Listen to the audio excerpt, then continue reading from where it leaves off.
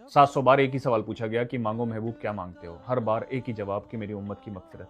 लोग कहते हैं किसको मनानी चाहिए मिलाद? हर उस बेटी को मनानी चाहिए जो पैदा होते ही जिंदा दफन कर दी जाती थी। फिर महबूब आए तो फरमाया कि जो उन बेटियों को अच्छे से पाल कर बड़ा करेगा मैं उनको हाथ पकड़ कर जन्नत में ले जाऊंगा। हर उस माँ को मनानी चाहिए जिनके बेटे उनकी गर्दन में रस्सी डालकर बाजारों में बेच देते थे। तो फिर महबूब आए तो फरमाया कि भले से अल्लाह पाक ने जन्नत आसमानों के ऊपर बनाई है, लेकिन उसको उठाकर माँ के कदमों के नीचे डाल दिया है। तो खबरदार माँ को नाराज मत करना, वरना जन्नत नहीं मिलेगी।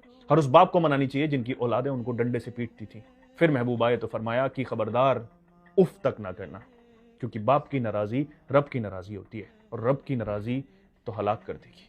हर उस गरीब को मनानी चाहिए जिनको कीड़े मकोड़े समझते थे, जानवर समझकर मंडी में बेच दिया जाता था। फिर महबूब आए तो एक काले हबशी गुलाम को गले लगाया और ये बताया कि गरीब छोटा नहीं होता, कोई छोटा बड़ा नहीं होता, और गरीबों को कोई कम ना समझे। जन्नत में जाने वाले लोग सबसे पहले गरीब होंगे, मेरे आगे भी गरीब होंगे, मेरे पीछे भी गरीब होंगे, मेरे दाएं भी गरीब होंगे, मेरे बाएं भी गरीब होंगे। 500 साल बाद अमीर जाएंगे। मनाना कैसे है? सड़कों पर निकलना है, पर हुड़दंग मचाने के लिए नहीं, भूखे लोगों को ढूंढकर खाना खिलाने के लिए। गलियों में निकलना है, पर किसी के घर की कमियां झांकने के लिए नहीं, उनकी परेशानियां पूछने के लिए।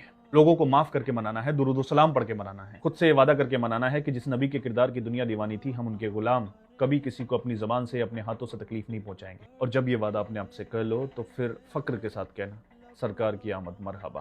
क्योंकि सिर्फ झंडा लगाने से नबी पाक खुश नहीं होंगे, वो तभी खुश होंगे जब हम उनके किरदार को अपनाएंगे, उनकी सीरत को अपनाएंगे।